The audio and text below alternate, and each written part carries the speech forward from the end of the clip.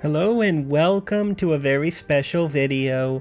We are going to be playing through the Star Trek Voyager Across the Unknown demo for PlayStation 5. I've been waiting for this for a long time. Well, not a long time, more like a few months. But of course I've been waiting for, a nice fun Star Trek themed game for a long time. This is definitely a breath of fresh air. If you don't know, I am a reasonable sized Star Trek fan. I am definitely no expert in the lore, but I have seen the original series, Next Generation, Voyager, and Deep Space Nine at least once all the way through.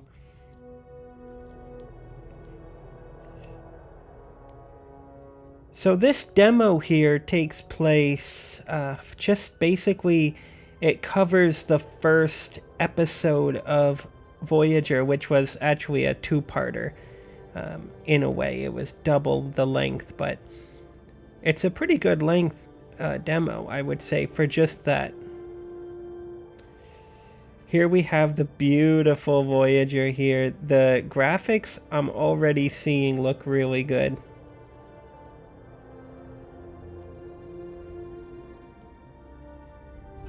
Very nice.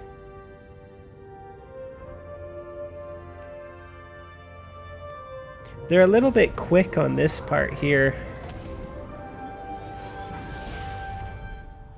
We're getting right into action.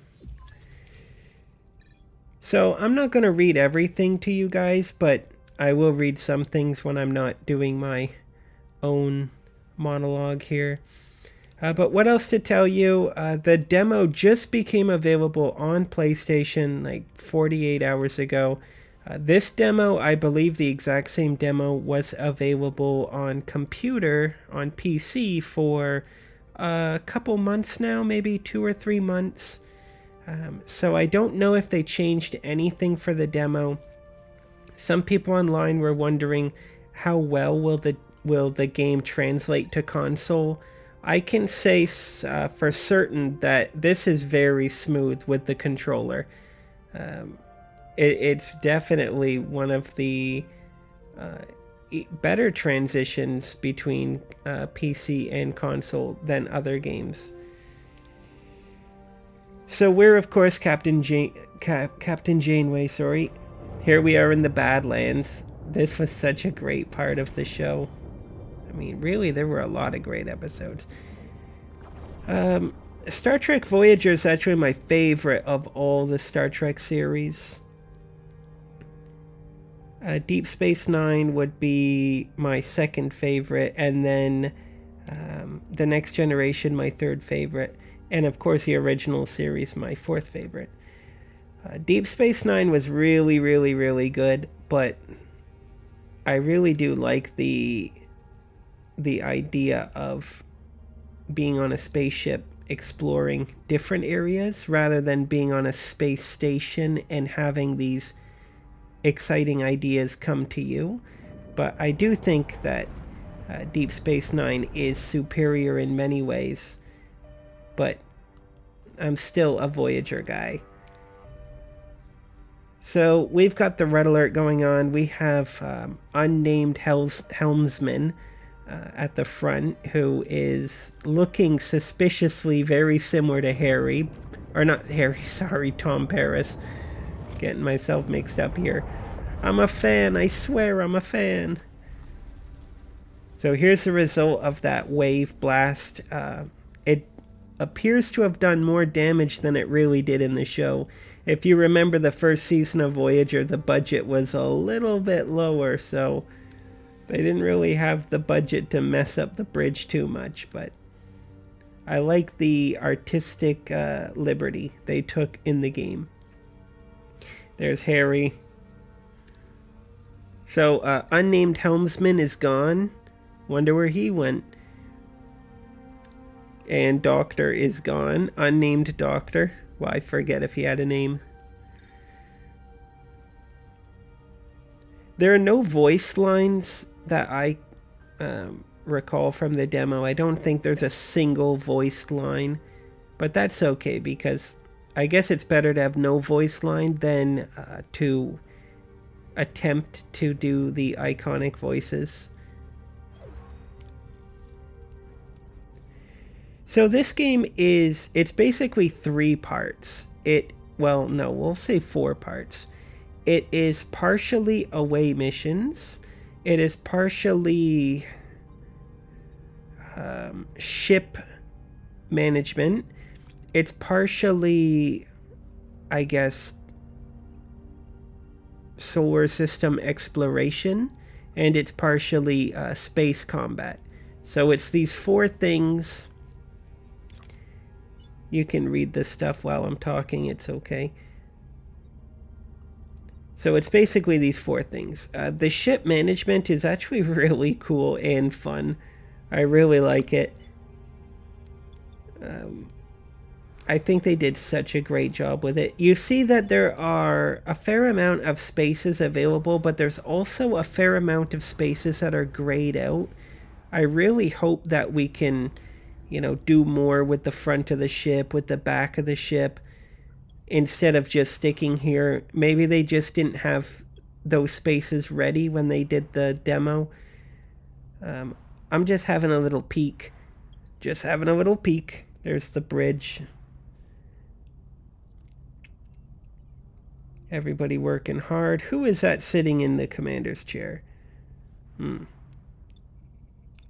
They got 1 holodeck. I forget if they built the second holodeck or did they always have a second holodeck, but I know that there were 2 holodecks, because in the Fair Harbor episode, was that what it was called? Fair Harbor or Fairhaven? The Irish port town episode, they did mention having 2 holodecks, but I only see 1. So you see there's a lot of grayed out area at the back here. I'd love it if they opened that up in the final release of the game, because I can't imagine all these rooms being enough. I really don't think that it will be enough. But I do think it's really cool how they did it. So we have to switch on. Some things are damaged, some things are totally caved in, and some things are just offline.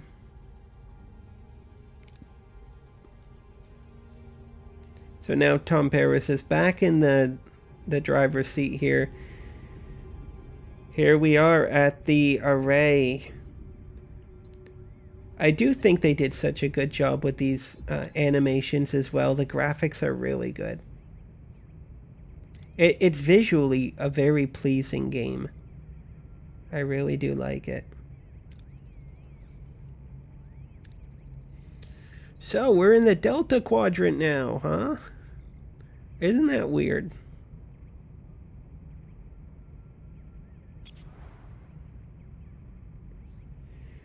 So here's the solar system.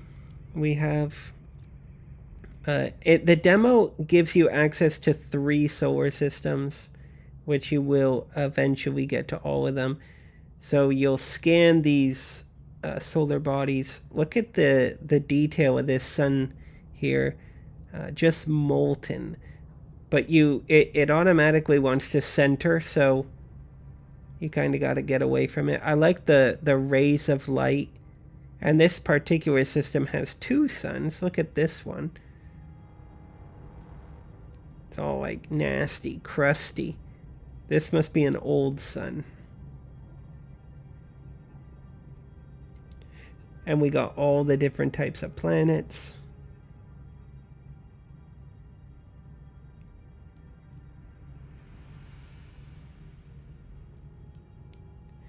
So really the navigation in the solar system is basically 2 buttons. There's scanning and then there's setting a course. It's pretty straightforward. You just hold down the button. We have some resources that you can see. I'll go full screen on my recording here. So we have energy. Right now we're in gray mode, or what it's called, which is basically minimum energy. but we don't use up any of our resources. But we also have minimum energy to, well, defend ourselves or to ensure that everybody's happy. So it'll affect your morale, but you can move around for free, which is good. Because moving is kind of expensive. You need a lot of resources, especially as you start to unlock things. Here's our thing, the deuterium. This is the thing, I believe we need that for our engines so that we can get around, and that will also help us get out of this this gray mode for the warp core engineering.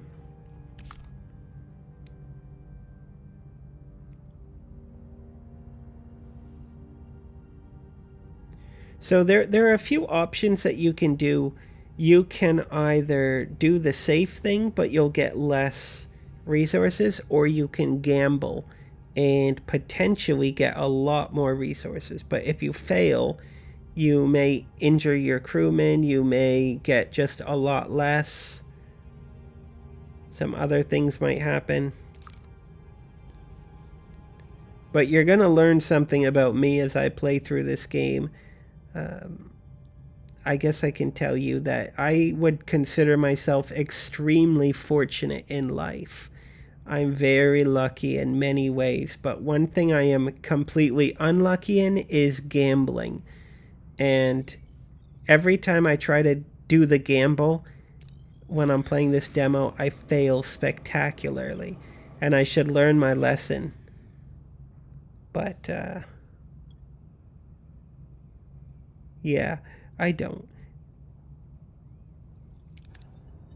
So here we're going to attempt to get more, and what do we get? Oh, we get less, of course. Just my luck. But now that we have some of this material here, deuterium or what it's called, we can start to consider turning on the engines and turning on the main power of the ship. So you want to get that nice juicy bonus, or do you want that safe, nice safe number?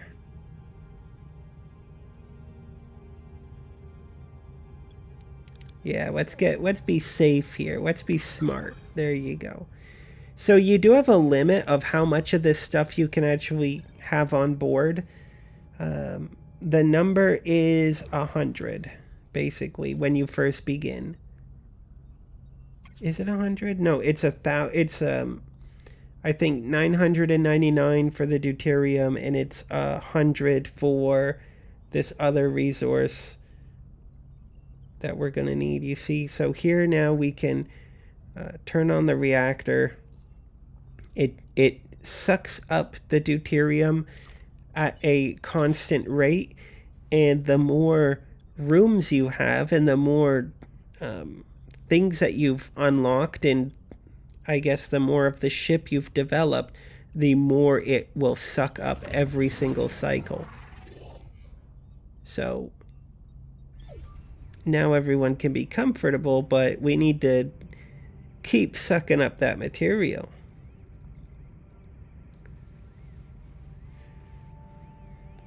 So here you can see some options for hailing them, or we can skip.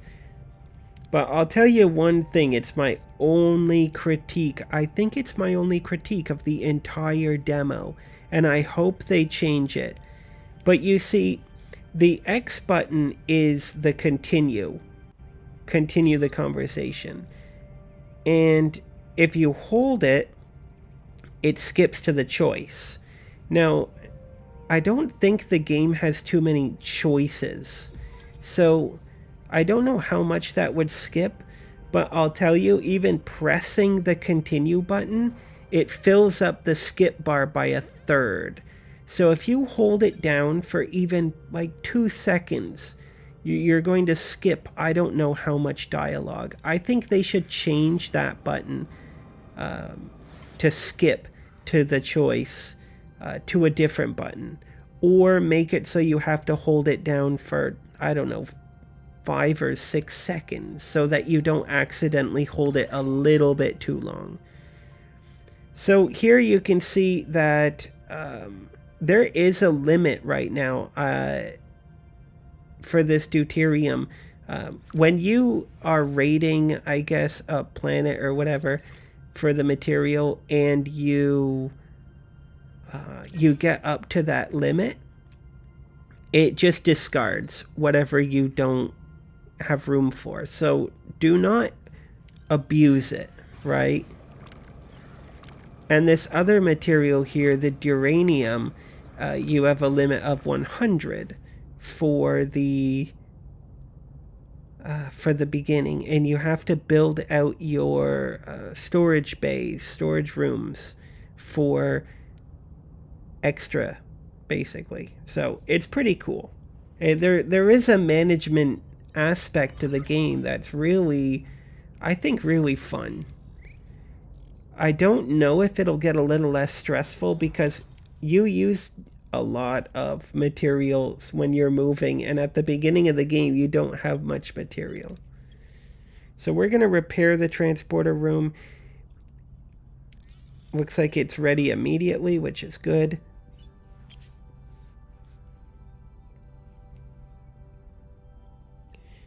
So of course, repairing rooms, sometimes it takes time, sometimes it takes material. So we got our beautiful transporter room. I think they did really good though. The models look good. There's even some art, which you're going to see, a little bit of art, which looks pretty nice. So we're going to go back to the caretaker's array. You see, every cycle, it takes material.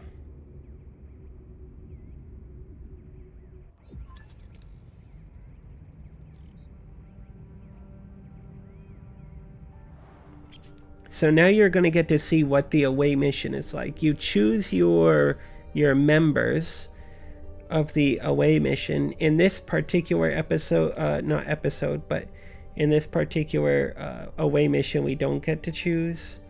We have to send these two.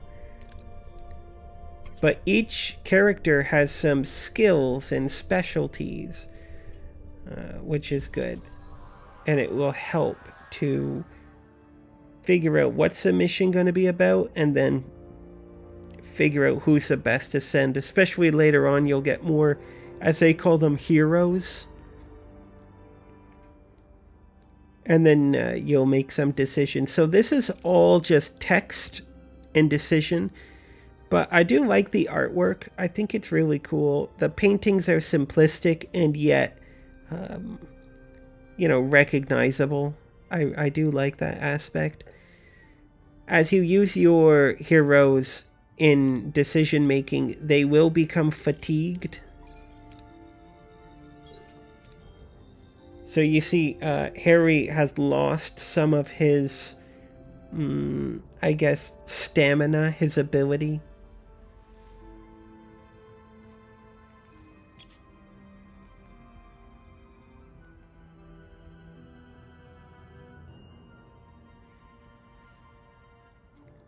Okay. So you remember this part of the episode. I remember this part was pretty good. But it goes quick, it's not going to be quite as exciting as the show in that aspect, but it's pretty cool. I mean, this is a great game if you've actually watched the show.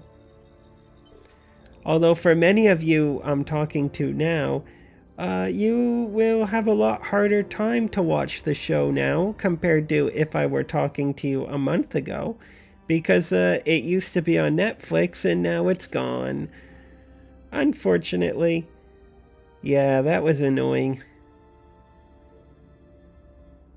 Really, really, really annoying. But I hope that some of you who are interested in the game got to enjoy it while you could. But yeah, it's good to have the background of the game, of the show, for when you're playing. But the game makers have said that, oh, here's a great thing. You can actually use both of them together, and you might get that golden bar. And look how close we were. Dang it. But the makers of the game have said that this game will have a lot of options that allow you to get away from the show's plot. You know, you can change the plot of the show to an extent. So that's pretty cool. And how do you change it? Well, in one of their videos they released a couple months ago or a month ago, it was Borg influence on your ship, I guess. You can change your entire ship to be like a Borg ship, which is pretty cool. So you want to have Borg influence. There we have Bologna and Chakotay.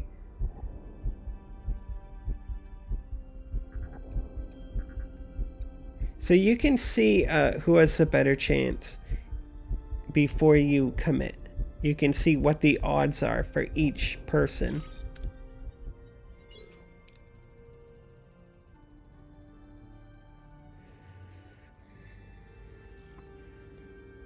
Okay, and sometimes you get some material on these away missions. You can get a lot of stuff. You can get morale, you can get material, stuff like that. You see here, injury-free bonus. Some of this is also experience, so you level them up. That's pretty cool. Some nice art here. So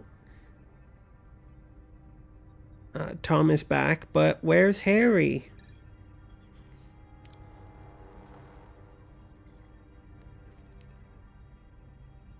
I mean, I know I'm a little forgetful, but who's that person in the back? And so Tom is here, and unnamed helmsman is back. Who are you? Here's Chakotay. Chakotay. Where is Bologna Torres? But I don't have a favorite character, I gotta tell you. In Voyager, it's a bit of a mix-up, but I do find them all very enjoyable. Yeah, I find them all enjoyable. I think the Doctor is probably my favorite character because he's very witty, but I also think Neelix is pretty good. Honestly, don't even make me choose. Just don't do it. I can't do it. Here we have Tuvok back. Tuvok is back. Tuvok was great too. Very solid. A solid set of characters. That's one thing I love about Star Trek is they make their characters very, very likable. At least in the original series, the Next Generation, Voyager, and Deep Space Nine. I didn't really watch every single Star Trek there ever was to watch, especially the new stuff. I don't watch it. I believe Enterprise, was it Enterprise that came out? Let me check when Enterprise came out.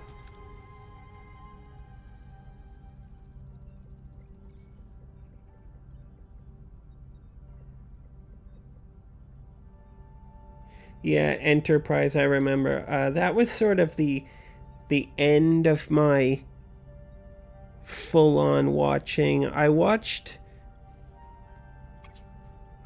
some of it, but not all of it. I thought it was pretty good, but that's when it started to get a bit modern. You know, it was pretty good, but it just didn't have that same feeling. The movies as well, you know, not the old school movies, but the James Cameron, was it James Cameron movies? You know, the ones with all the lens flare. They were entertaining, but you know how it is. A bit hit and miss in some ways. Yeah, but entertaining. That's for certain. I did not watch the Picard. I did not watch. Well, I watched a little bit of this other one that I forgot its name. I did not watch the animation. So yeah, I'm not like that much of a diehard fan. I'm just a regular fan. Just checking out the place. Got some ruin, got some rubble.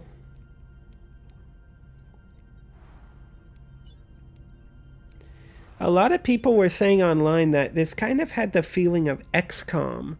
If you played XCOM, the game, you'll remember that there were many rooms that you had to clear debris and upgrade and what have you. That was pretty good. If the game was like XCOM, like in terms of the away missions as well, that would be an interesting design choice, but I think they got a good balance with it all.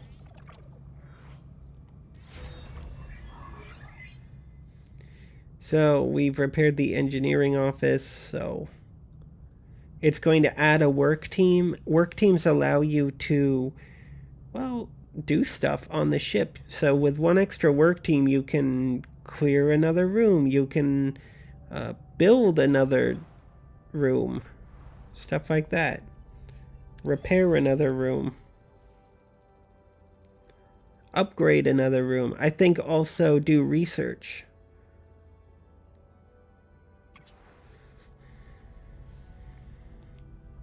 So now we have 2 work teams.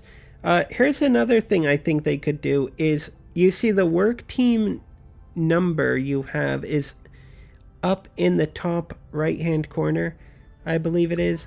It's tiny. The little icon is kind of small. So I gotta squint my eyes to see it.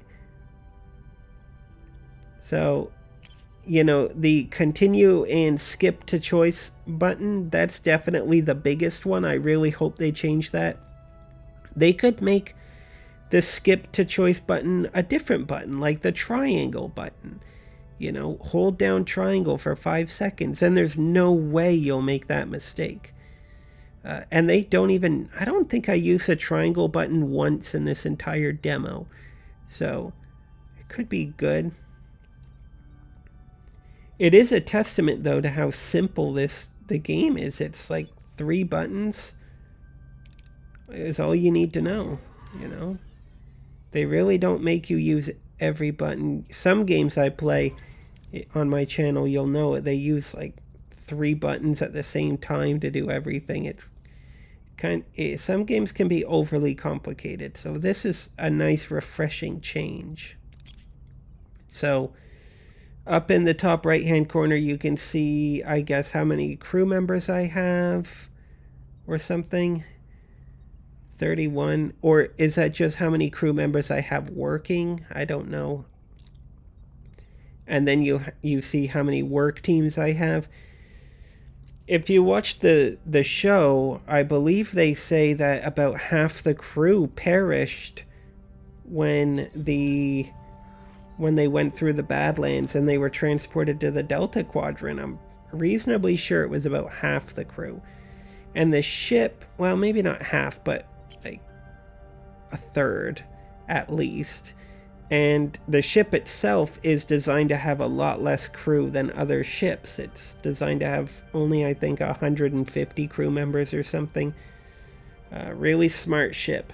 So, yeah, losing that many crew members is kind of crazy. But of course it made sense why they could even have the Maquis on board and other members who they found, strangers.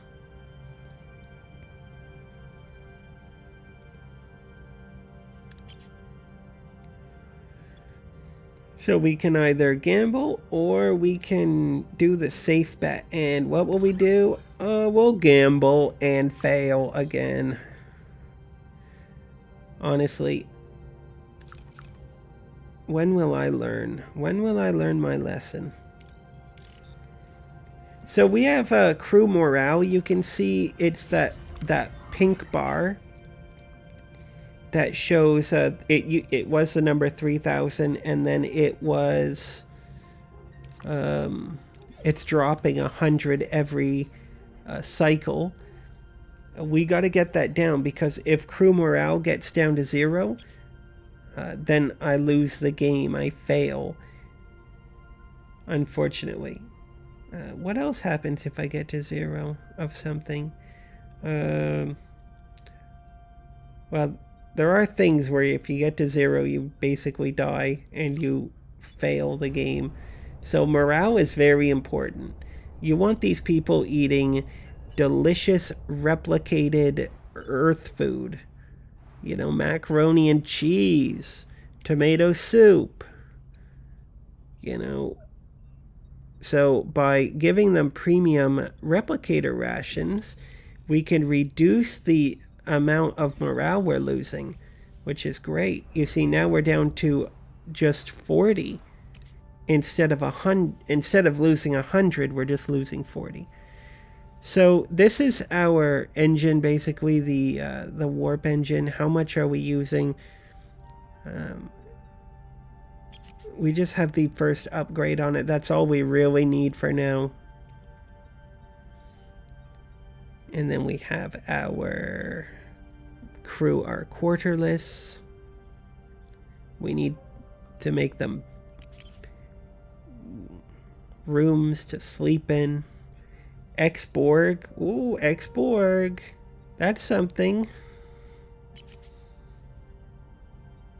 And here's our heroes. So Harry Kim is not with us. He is been kidnapped. So this is how many we have in total, you could say. 3, 6, 9, 12, 15. There's something like 19 in total.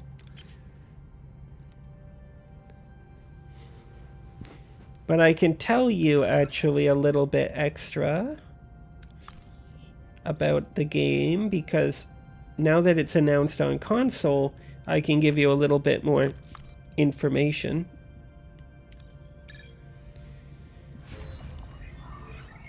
I just have to go to the PlayStation Store online.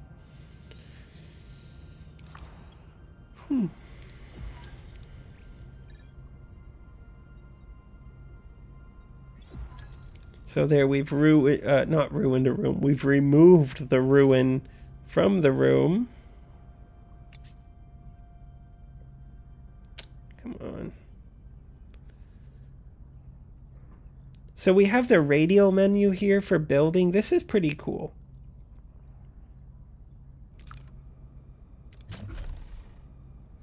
So we have a few different options here: crew, technology, combat, and Borg. So let's check what sort of things we can get. Regeneration alcoves, or alcove, cutting beam control room, shield matrix, RU facility, neuroelectric field generator, and Borg maturation chamber. Wonder what that's going to be like. We got combat stuff. I'm not going to read everything because I'm checking here for you about the game. I just need a minute to get up the information for you.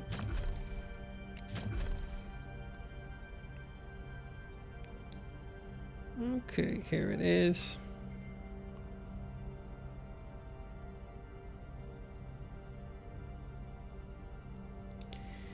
Alright, so the game is on sale for pre-order. If you're pre-ordering the game, you can get 10% off with PlayStation Plus only.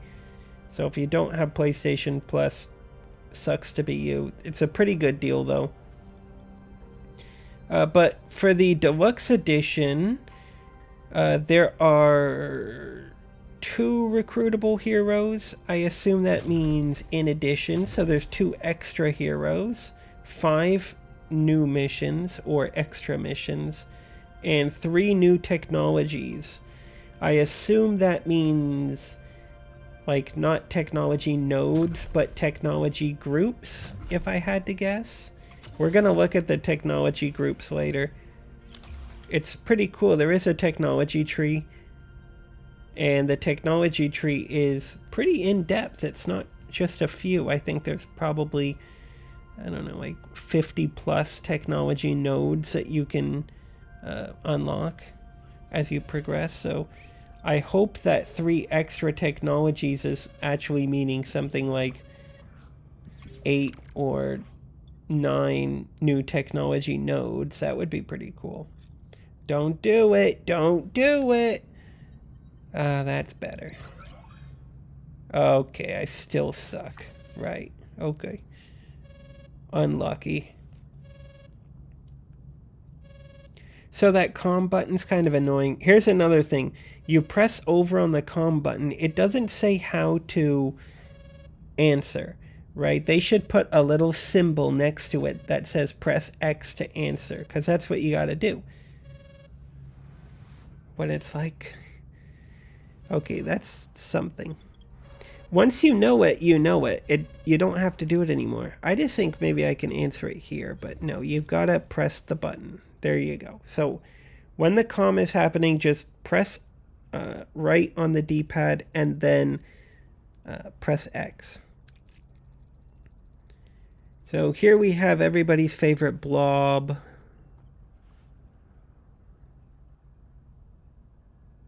The caretaker.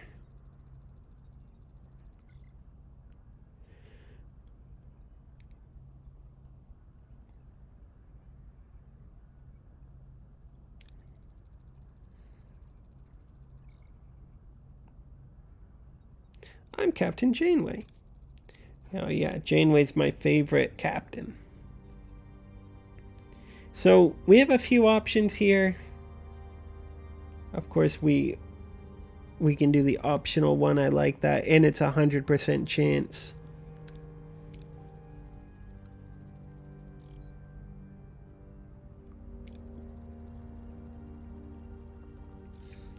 So nobody's on the array. Nobody's on the array. So Tom is back in the helm again. Like, who was that other guy? Anyway, we'll appeal to this caretaker's humanity. I must honor the debt. It was a great episode setting up the show. It's such an interesting premise, you know. For Star Trek, it was such a great way to say, oh, let's do something completely original. And we're in the 3rd iteration of the show, you know, the 3rd series. And yet it's so unique and able to stand alone. There are people who say, oh, this is my favorite of all. Of course, Deep Space Nine then did it again, where they said, let's do something no other series has done, and make it the space station. Deep Space Nine, I mean, I know who I'm talking to here. I'm talking to Star Trek fans, but if you happen to not be a Star Trek fan, you know Deep Space Nine is the space station at the beginning of the demo here, where Voyager was docked very, very, very briefly.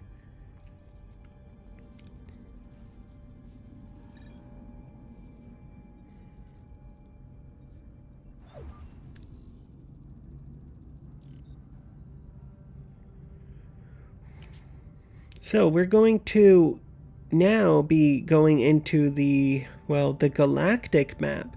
We have 3 star systems that we can visit currently in the demo. Now, the demo itself said that this demo has 15 sectors.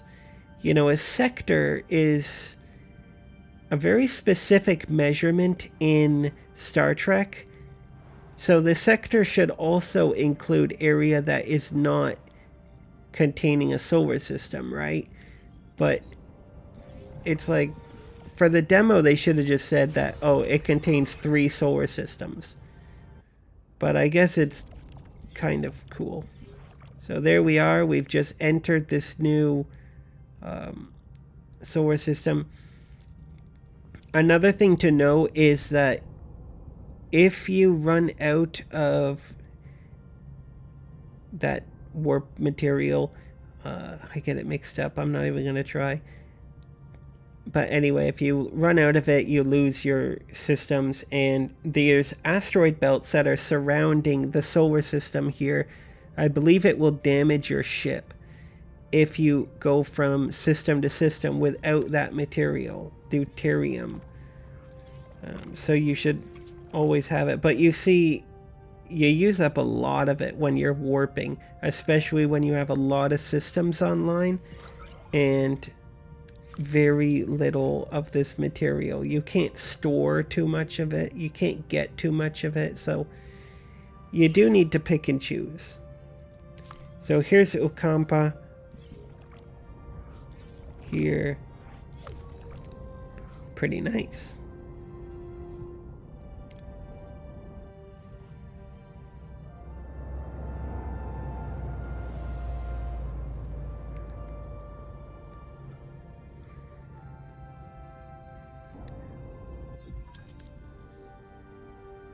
I really like the graphics though. I think I'm not going to get tired of saying that, but I think they did a really good job with the graphics.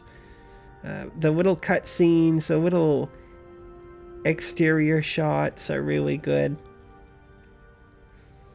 You know, it's a great little story-driven game here.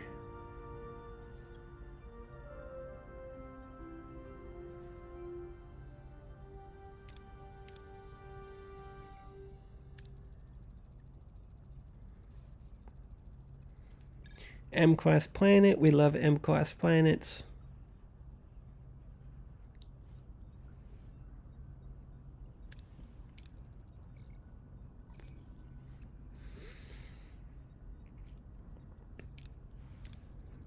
So I don't know if we're ever going to get much from the those optional scans or whatever, but for now I think it's good to get some background information.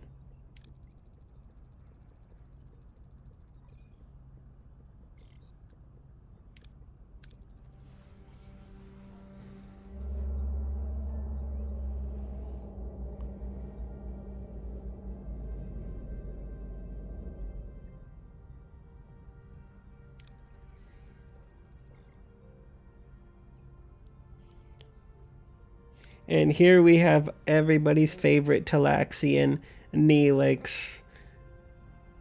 Yeah, pretty good. I like how they introduce him. Looking good. Although, here's a question. Why does Neelix have a Federation pin on his chest when he's not even on board our ship yet? Right? It's like, where did you get that pin, buddy? Did you kill a Federation, what word will we use? Like citizen? But I know why it is. It's because they only have one model of Neelix, I think. And so instead of changing the model, they just use the model everywhere. But yeah, I mean, there's something for, if you're nitpicking. But I'm not nitpicking. It's cool. It's cool. I dig it. I dig it. Neelix. My man. Are we going to get a Neelix in the bathtub scene? No. That's for the deluxe edition, huh? That would be something. So here we have our first emergency quarters. And we can upgrade them to stuff even more people into it. But we need more of them. Now, you have room sizes, but you know, the size of the room is actually kind of like flexible. So, I think it would be good though if they would tell us how big the rooms are. But we need to get people you know, bedded. So what sort of material are we looking for? Here's some science. So we can either be risky. Oh, we can't because we need a laboratory. Never mind. Well, it's better to be safe anyways. Get some science. I don't know what science's value is at the moment. Maybe for, well, researching stuff, but of course later on you can get science every cycle. You can get a certain amount of science. So you'll get these little challenges, and Tuvok is giving us one to build a new quarters, or to build enough quarters for everybody. You get rewarded if you complete the challenge. And it just so happens that I think I'm building a new quarter right now, so that's no problem. But he gives you enough time. He gives you 40 cycles. And you see there, I have too much of the material, so I lose one. So yes, well, I'm not building it yet, but I'm going to, so it's all in the plan. Now, in order to build on a certain level, you must first rebuild, or repair, I should say, the life support system on that level.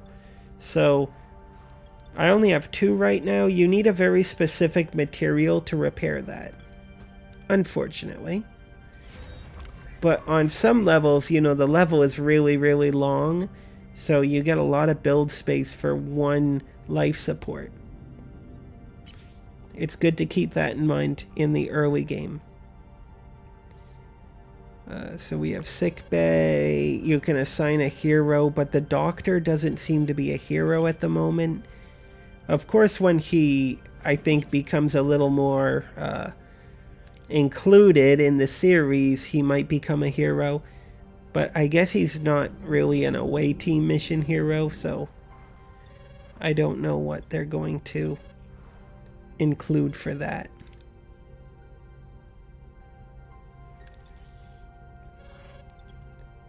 So we have no, we don't have much going on. You can either choose to rush into the story quickly, or you can spend more time upgrading the ship and exploring the solar systems. But you should always make sure that you are balancing your expenditure and the story, because you don't want to collect all the resources early and then start the story and find that, oh, you have to do a few things. You might get some resources in the away missions, but you shouldn't rely on them, I don't think. So only take what you need, I guess, at that moment. You can skip cycles without traveling as well.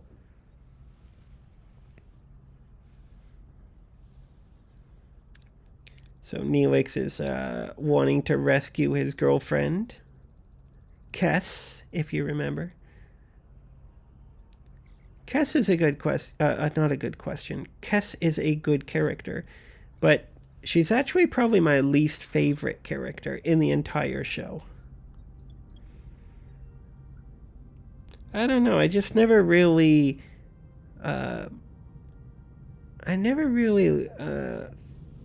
liked her role too much, I guess. It just wasn't really too interesting for me.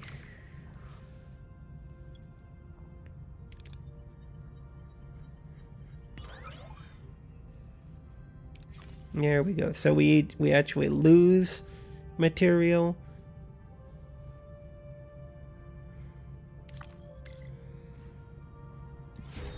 And then we lose a lot of material just going back. We lose 70 some material. 74, I think.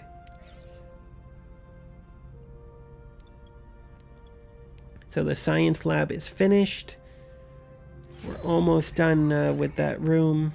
So the ruined room is dismantled. And now we can build whatever we want. which we're going to do a crew quarter. So it accommodates the crew, but we do lose morale. So this particular room was 3 units in size, and we are using 2. So that actually leaves us with 1 odd unit of build space. Unfortunately, very little goes in these 1 unit so far that I've seen.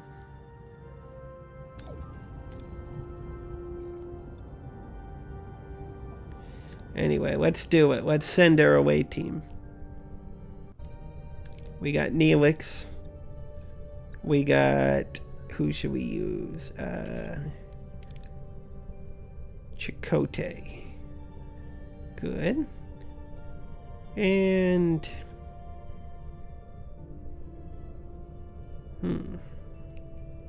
Maybe... I think Tom. There we go. Then we're sort of filling in with a lot of skills.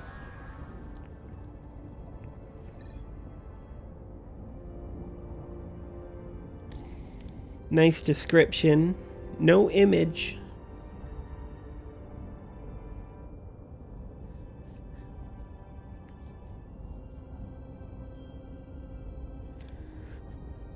So my suggestion is always check which result will have the best outcome, or the most likely positive outcome, because that number that you see, the crew skill or what have you, it doesn't necessarily mean that you're going to have the best result. So just check which one first has the most likely best result. Because here I didn't check, and look, I failed. So we lose 50 morale, which is unfortunate. So you can see on the left-hand side, there are 6 slots. The first slot has a green icon. The second slot has a red icon. Well, I guess there are 5 slots. The 6th slot is not lit up, you could say, but anyway, that's how many, I guess, choices there will be on this away mission. So that's how you know how long the away mission is, by how many slots there are, how many challenges there are. I know you might say that's pretty obvious, but I'd say I definitely did not notice that the first time. And you can see by the icons what sort of challenges there will be. Or I guess what sort of solutions to the challenges there will be. So here, the Kazon here, we use diplomacy. You know, we want to get that morale back. There's no point in zapping them. We have enough material as well, so we don't need that, but morale is good. So here, oh, that was close. Chakotay, obviously they don't like Neelix, so we use Chakotay on that one.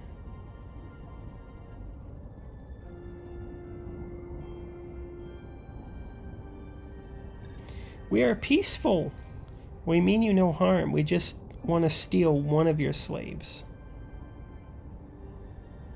So I could do Chakotay and Tom Paris double team, or I could do Chakotay and Neelix double team. These are things to always keep in mind. When you see 2 numbers next to each other, it means you can double team them and have a better chance of success. Even a chance of getting a really good reward. So here you see I just did 1. I could have done 2. I don't know if that gold bar would have been a bit bigger yet, but at least we got it, and we got some morale back, so that feels good. We did things mostly diplomatically, and we got 350 morale. It appears that there is a limit of morale. I believe it's 3,000. So let's see here. We have Kess and Neelix. Neelix, did you lie to me, Neelix? You liar. That's not how we do things in the Alpha Quadrant. Thankfully, Kess is more than willing to assist us. Well, Neelix is too, of course. It was love. Love is the guide, the guiding star of Neelix. He had one opportunity to save Kess and he took it. What can you do? So let's get a little bit of background here on the caretaker.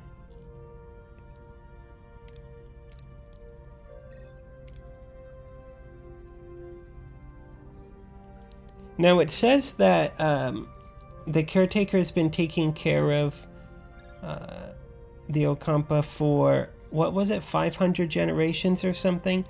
But we have to remember that Kess only lives to be like 7 years old, so it's not actually that long. That's like, I don't know, 50 generations for humans. But Kess is adventurous. She wants to explore.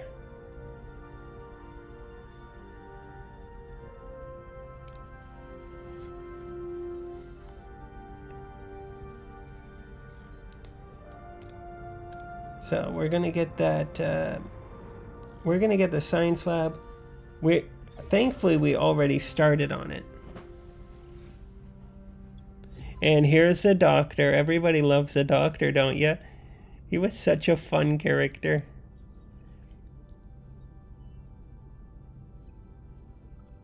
You know, some of the episodes where the Doctor was the main character were some of my favorite episodes. Because he's very witty, very sarcastic, very... I guess you could say he's got a sharp edge. But just the way that the acting was done was so fantastic.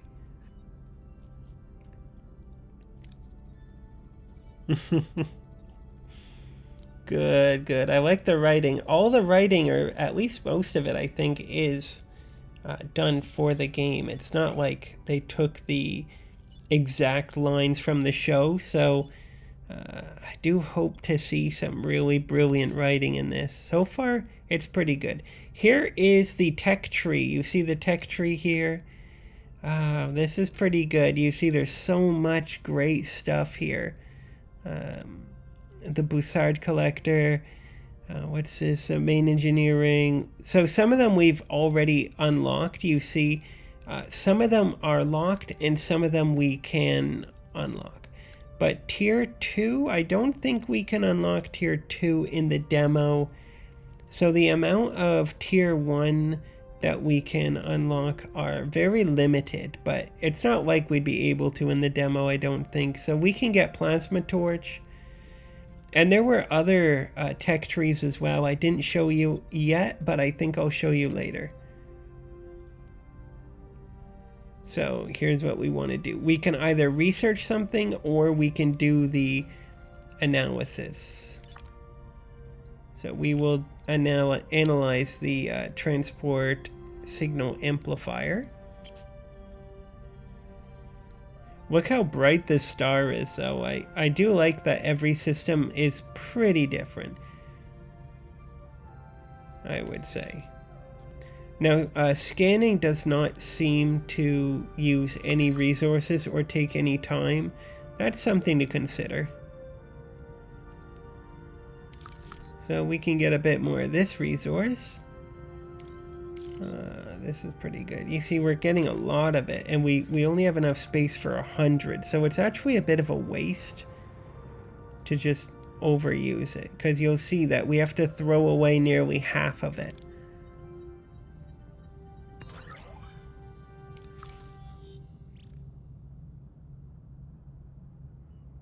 Okay, so we did it.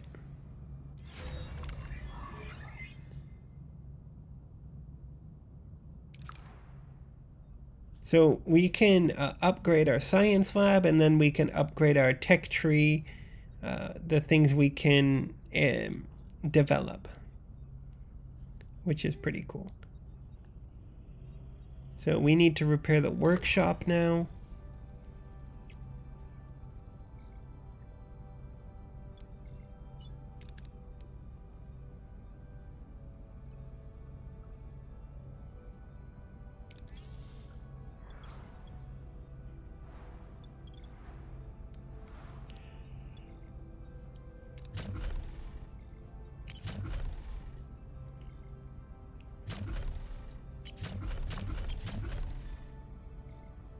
So we're building a second crew quarter because we want to get that morale loss down.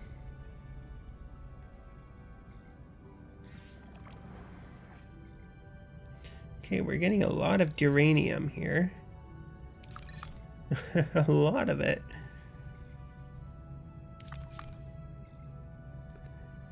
And I guess we can get a bit of deuterium.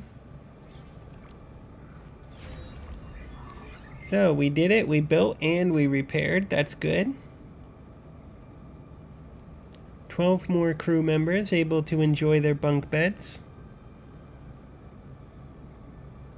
And you see when we fulfill a mission, or not a mission, but an objective, we get a little morale boost.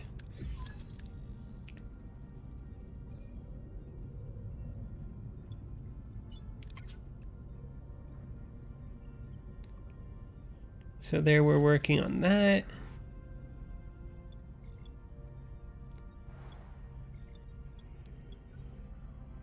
There's a holodeck, is gigantic. I really thought that they'd make the holodeck a little bit smaller. You know, instead of a, what is that, a 3x4 or a 3x3? I think it could be good to do like a 2x2. You know, the holodeck isn't that big, is it?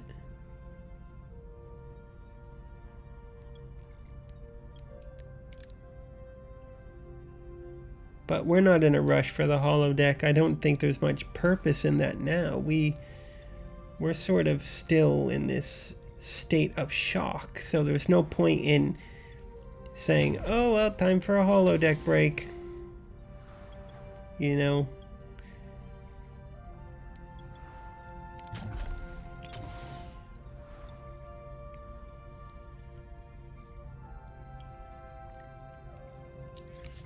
So here we're going to waste some more of this material. We lose 200 of it.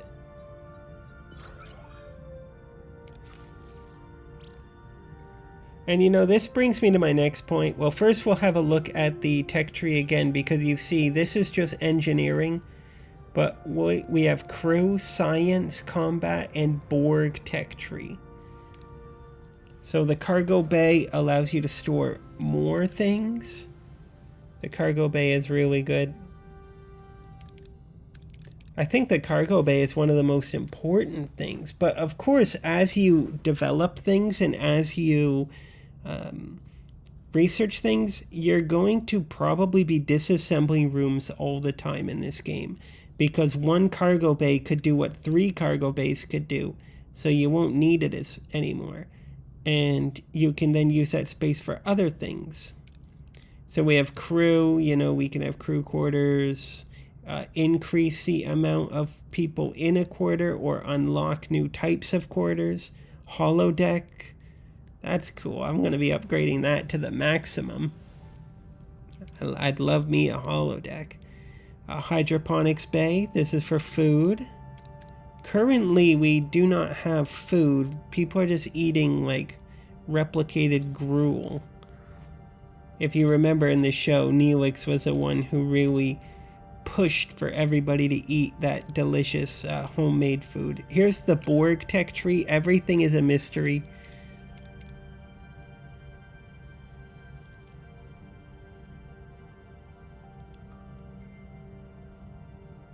But that's pretty cool. I really do wonder what sort of things they're going to do. And this is the pre-release demo, so they could change some things. This demo is probably months old, so they could have changed some other aspects of the game to make it, you know, different in a good way.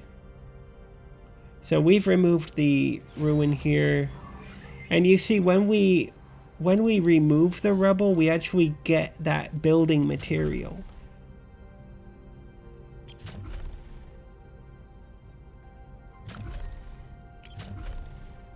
So we're going to do cargo bay. We really want that cargo bay. And it takes 2. Unfortunately, we have to remove the other one. But you see, we're going to waste some material. Well, no, it takes 3, doesn't it? Yeah, it takes 3. Another 3 room. I really got to figure out about that. It will require some management. Because I'm wasting resources like crazy.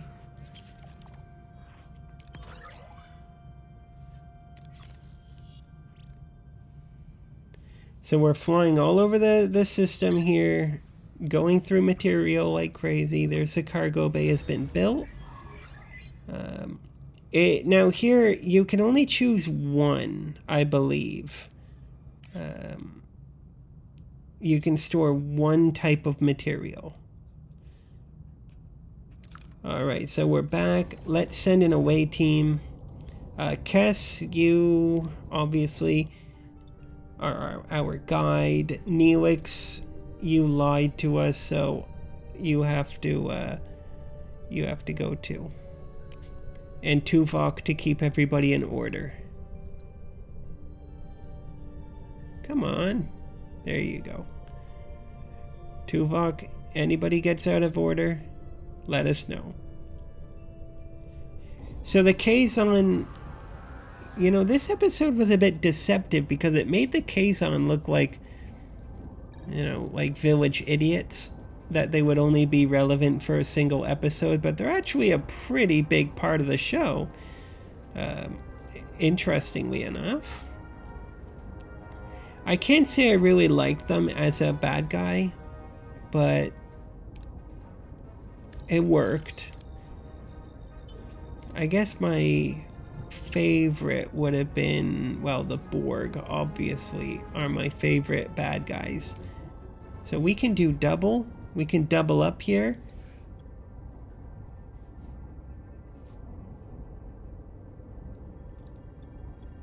But I do not do it, you see. Oh, I do. I succeed. That's good. Always remember to consider that if the odds do not look good, double up whenever you can.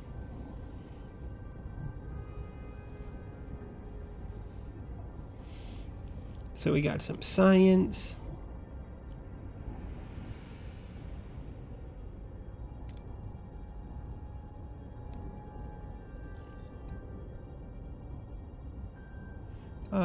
I'm pretty tempted for that morale boost, so. And Kess lives here, so she should know her way around. Alright, Kess. Okay. I guess she's not very popular here. They're like, aren't you the one who ran away? We're not gonna tell you anything. But we find it anyways. So Belania and Harry. I liked Belania as a character. She was great.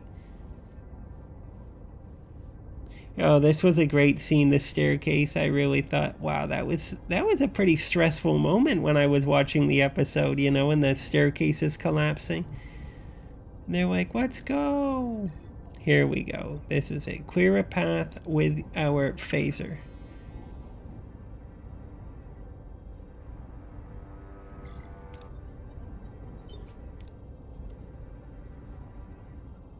That's why it's always good to check, because sometimes the course of action you want to do might not be the best course of action. Now, you could do the course of action you want to do and see what happens. I mean, the story might change quite radically. But I do believe that your heroes can actually die, if I'm not mistaken. So here we get 18 science. It's good when you can get a material. Alright, let's do it.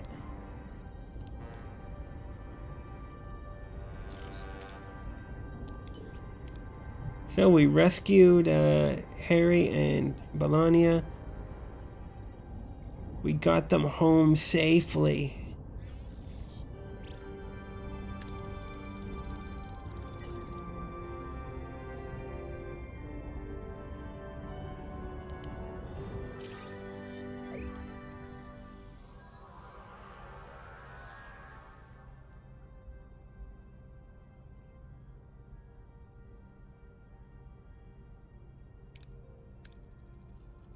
There we go, everyone's back. Here's Melania for the first time on board. Well, is she? No, I don't think so. Maybe she is. Yeah, this is the first time in the demo that she's been on board. Her and Chakotay together again. I really like the outfits.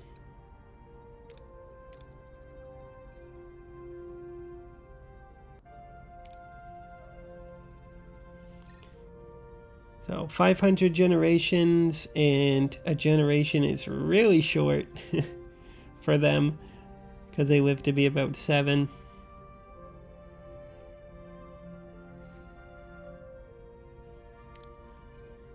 The warming.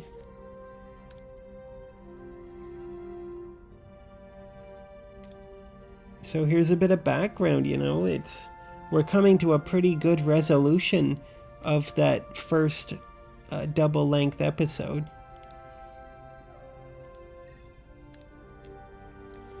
But I do wonder, how are they going to do the rest of the game? I mean, how long is the game going to be?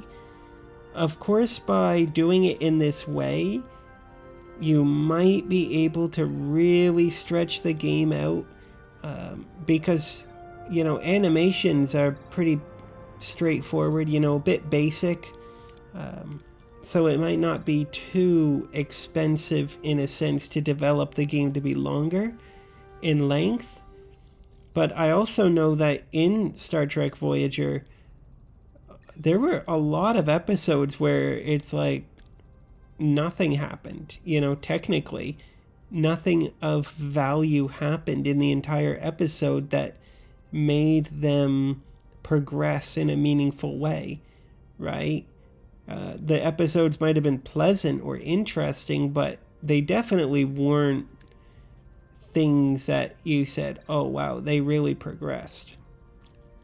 So I do wonder if they're going to skip a lot of stuff from the show, or are they going to add a lot of stuff that was not in the show? I wonder how they're going to do it. Because they could like add some stuff, maybe.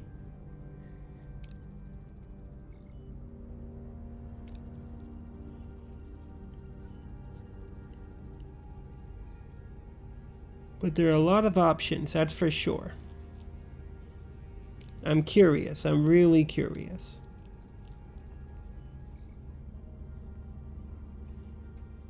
So Tuvok is going to propose the hypothesis. With me as Tuvok's captain, he will develop his dementia a lot quicker. Because I'm kind of dumb as rocks here. I'm probably not going to stimulate him too much.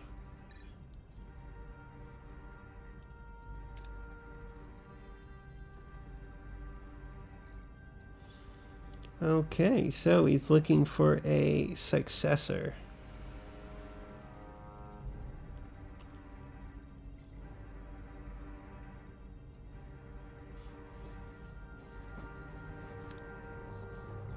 So you see, in this view, there's nobody sitting in the commander's chair.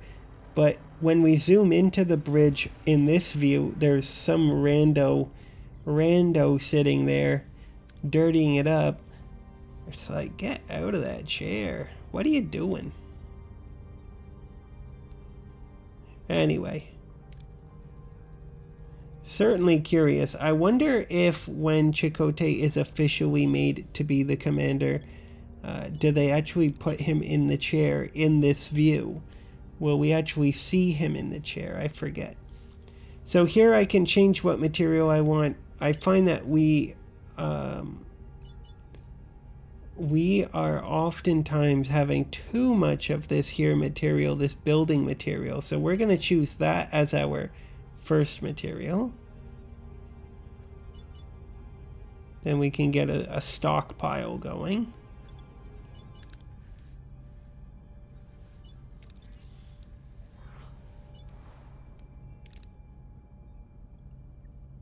And we're going to develop this room here.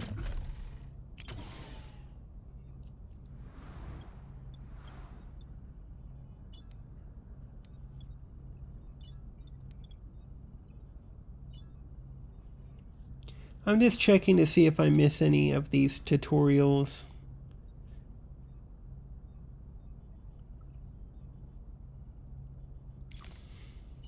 Looks good. So what can we do here? No blueprints. Now I'm kind of stuck on this. That's an interesting screen. No craftable blueprints.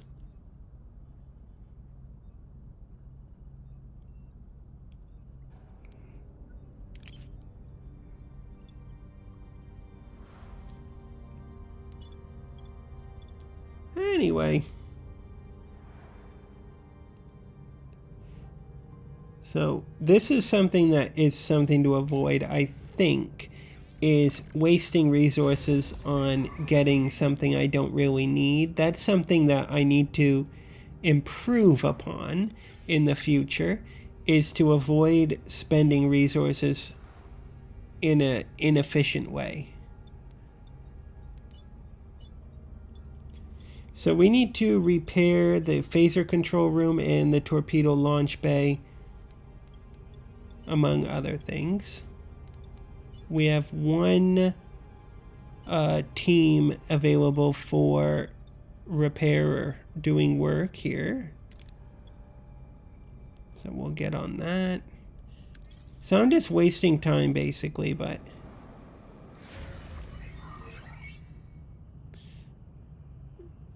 and we get 38 of that. We lose a lot of material. Phaser control room is ready. So all of this is using power, by the way. You see I have the 100 power units and I'm using 78 of them.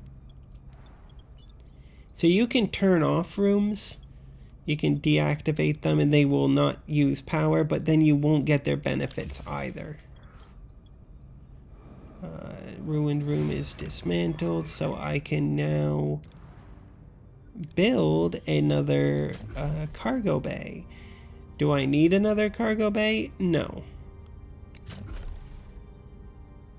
Come on. I'm just inspecting, having a little look. Come on, it's just a demo. There we go. Perfect fit. Alright, last up is the torpedo launch bay. So are we gonna gamble? Yeah, gamble and lose as usual. What a waste. I wasted so much resource just getting that little bit. And watch me come down here and gamble again and lose again. Perfect, perfect.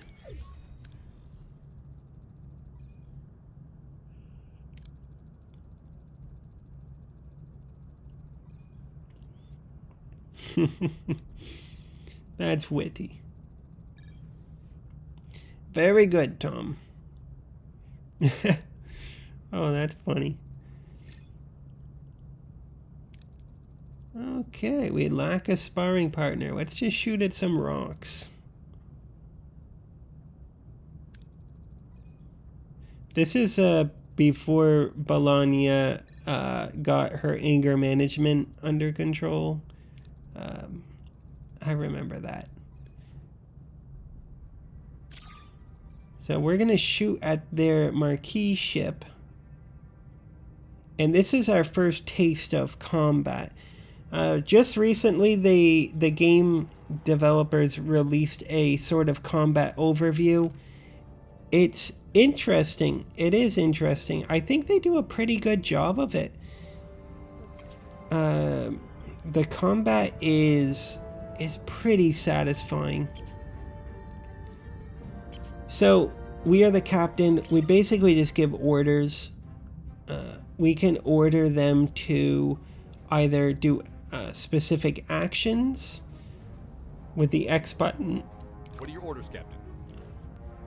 So we can order them to do all of this stuff, or we can order them to essentially reposition to protect a certain side. So if one of our sides are getting pummeled, then we can actually reposition and try to protect that side and let those shields repair themselves.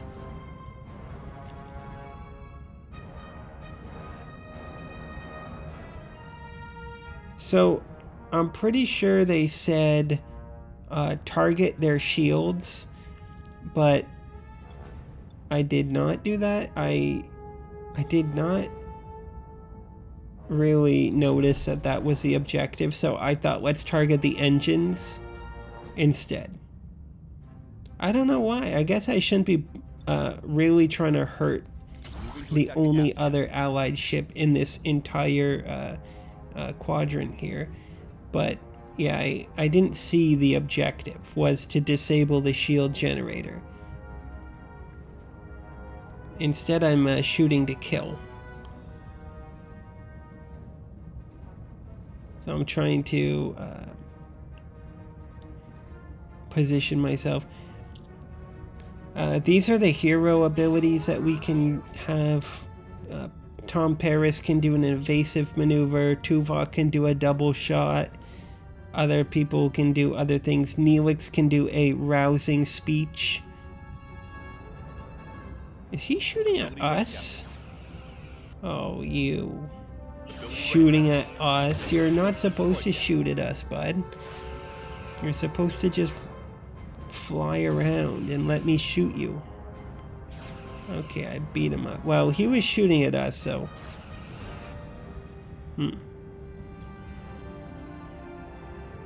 So, I know that that was pretty brief and not very exciting, but I do think that the space combat could be pretty cool when we actually see more of it.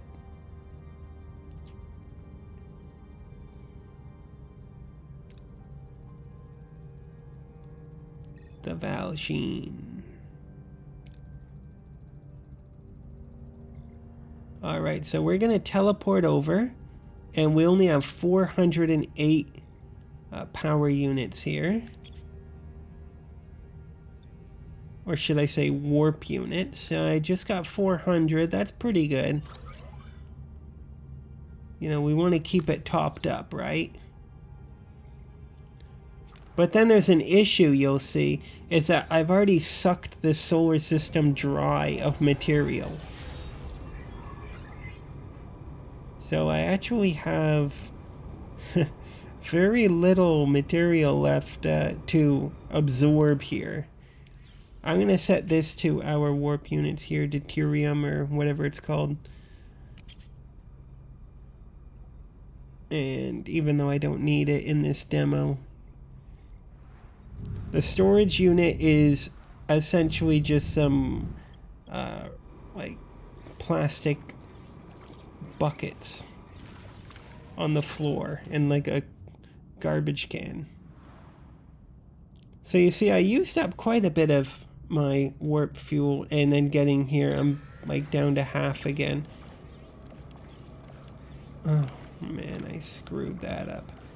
Okay, so we have very little left of this deuterium, so we have 25 cycles to bring it up to 500, which I can do pretty quick here, thankfully. But am I gonna gamble and risk it? No, thankfully. There, we got it. So now we've got more morale, which is good. Get it nice and topped up. But it's 9 cycles at 37 per cycle. I'm going through this stuff like crazy. It is so ridiculous. I could have done this way differently. And what's worse, we've got Kazons. And I remember the Kazons had a gigantic ship. They have some pretty big ships.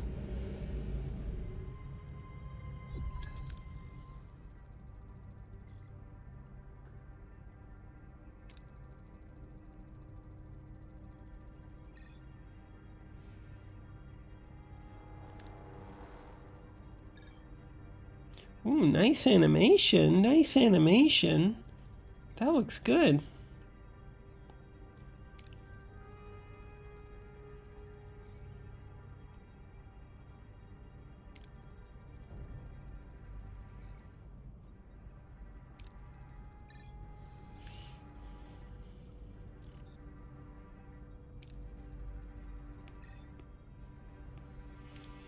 So, if you remember, the big decision that Captain Janeway beat herself up over is about the array.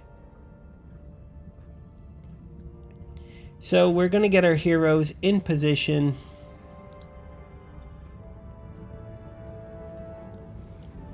But we're going to let Chakotay, do his own thing.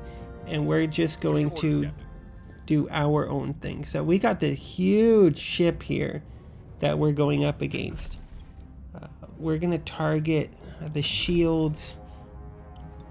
I guess the main thing is just to put it out of action. So the enemy ship, their shields and everything are shown on the right hand side, and our own shields and information is shown on the left hand side. Our ship is obviously superior in ability, but we are going to destroy them. Now, the photon torpedoes do not work against shields. They more work when the shields are down. So you want to blast their shields out and then give them a little bit of a boom to send them out.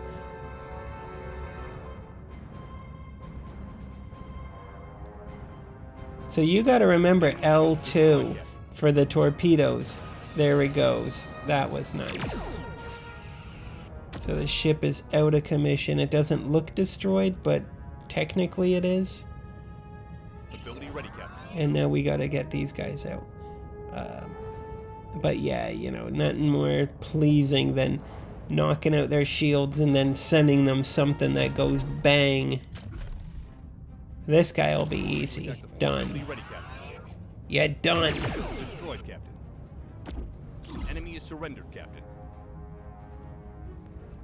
And the other ship, did they surrender? Yeah, they surrendered. Enemy shields destroyed, Captain.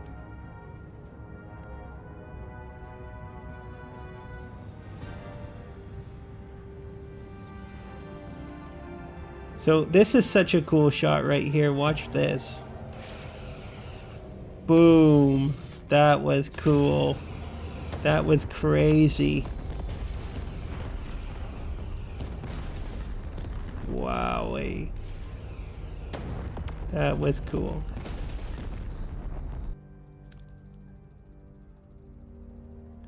You are strong, Captain, but there are strength in numbers. Let's talk to the blob. Send us back.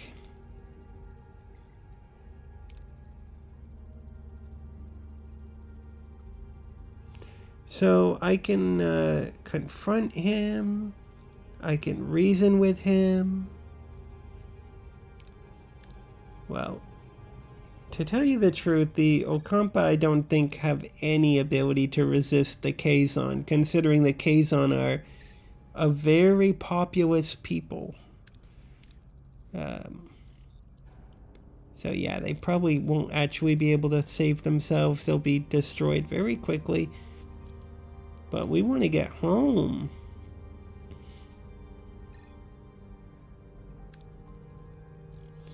protect the Ocampa. Ah, what is right and what is easy. So, what are we gonna do, team? What are we gonna do, team? Are we going to destroy the array, or are we gonna return home? Find out next time on Thomas Simulates. No, I'm just joking. We are going to decide now. We're going to finish this demo properly. But obviously we're going to destroy the array. I mean, we're playing Star Trek Voyager here. I mean, we gotta, do the thing. We gotta do the right thing here, right? So, yeah. Maybe there will be like a Far Cry style early way to beat the game where, you can beat the game in the first hour. Sure. But we're not gonna do that. That's boring. For me, at least. I want to enjoy the full game and, do the right thing where I can. So we blow up the array. That's pretty cool. We'll find another way home, I promise. In 7 seasons.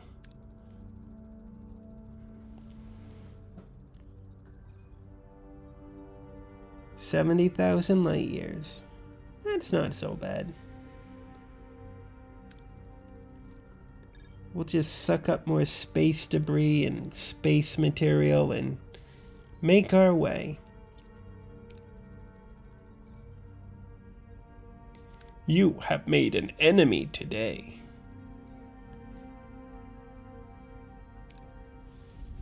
Wow. Is that almost it? That might be almost it. I mean, there's a little bit left to do. Let me give you some of my honest thoughts of the game, the demo. I love it. Honestly, I think they did a really good job. Here's something. The hull doesn't regenerate by itself. If your hull gets down to 0, you are dead. And what else?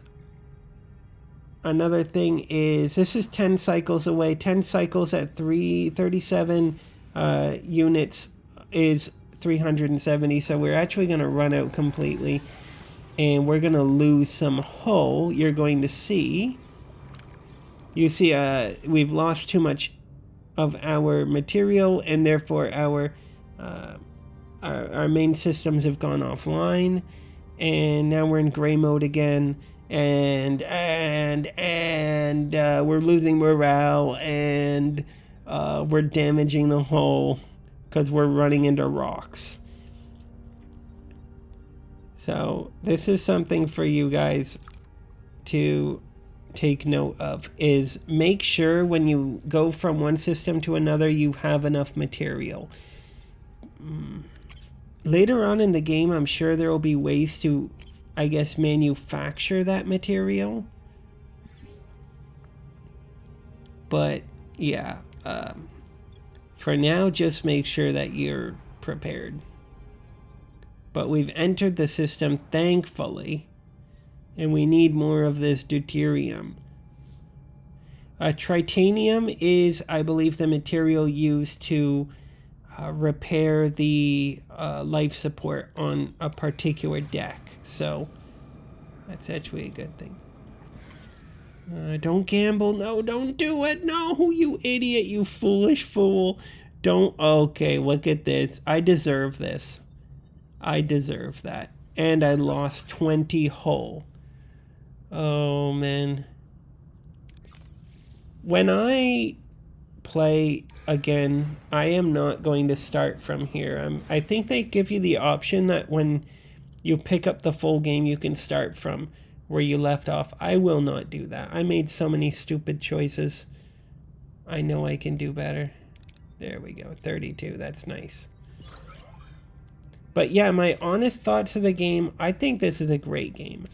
I really love it. As I said, the 4 aspects, which are the away missions, the ship management, the solar system travel, and the combat, I think that the amount that it's in, like the proportion, is really healthy. It feels good. You know, it's not just a text game where you pick choices with the away missions. It's actually mostly, I would say, ship management and solar system travel with some nice fun space combat and away missions mixed in. There, look, I waste so much. I did all that for 4 units. I am the biggest idiot you've ever seen. And why did I do that? Because my bloody storage room is offline. So I wasted all that. I should have turned it back on. Oh, man. Anyway, this is what I mean. I'm not going to do this. I'm not going to start from where I left off from the demo, because when I played the demo, I sucked. If you get my drift here. So I can just turn everything on again.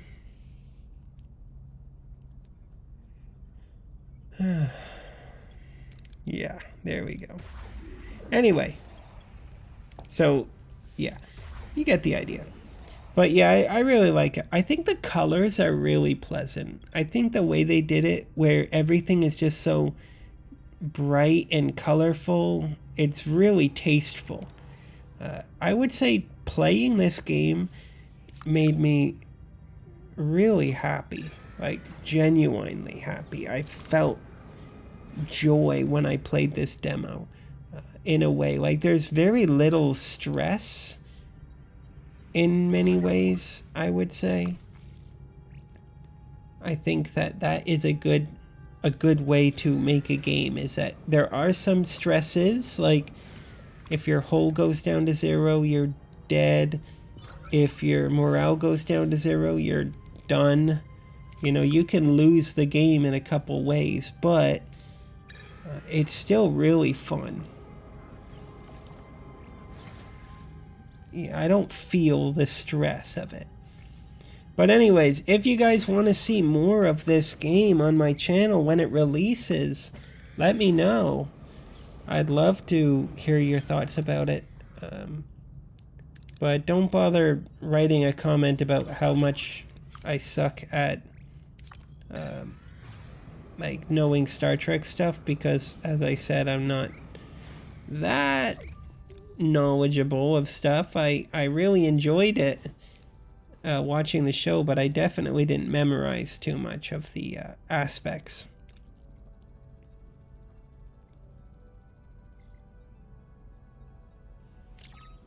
So yeah, I mean, I'm probably going to play this game on my own no matter what, but if you guys are interested, let me know. Leave a like, leave a subscription on the channel so you don't miss it. It's a great way to know what the game's like on console. I know that there are people who are curious. But super smooth. I'd say the animations are great. There's no... I haven't seen any issue at all with this demo. It's really solid. Neelix is going to be a cook and a morale officer. My morale should have gone up immediately after this. It should have like increased by 50. But I don't think it's changed yet. So Kess is here. You gotta earn your way though, so you gotta get a job, Kess. Sure, you can be the doctor's assistant. I remember I really liked it when she was in that role. I thought she did a great job as the doctor's assistant.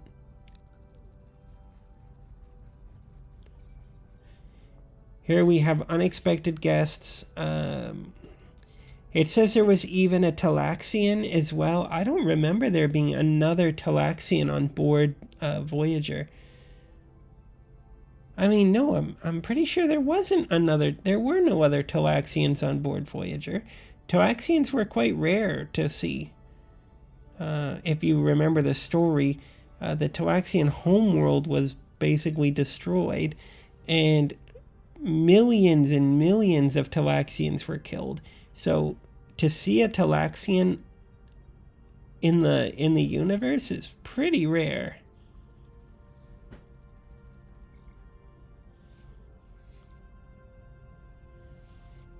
So we're giving a rousing speech. I really like option number 1.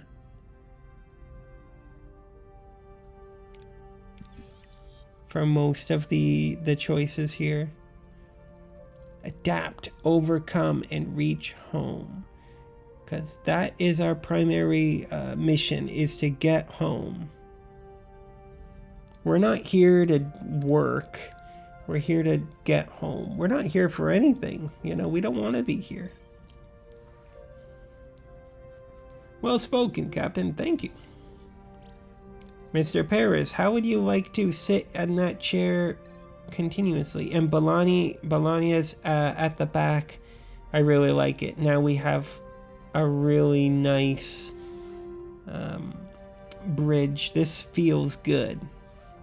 You know, everybody's where they're supposed to be. Although, I feel a bit bad for Harry because they don't really show him too much.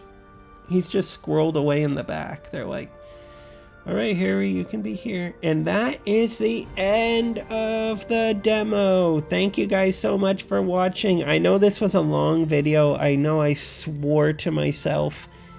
I said I'll never do a long YouTube video again because they are not really good. I don't like doing long video narrations, but I think that this one was really, really good. I just had to do it. I played for an hour and 28 minutes or something like that, but I did pause the game to eat for some of that time. So, yeah, you can do it in about an hour. There's not really much else to do. You can keep exploring a little bit, but you'll be done in about an hour. So like and subscribe. If you guys like it, do leave a comment if you want to see more. Thank you so much, guys. See you next time.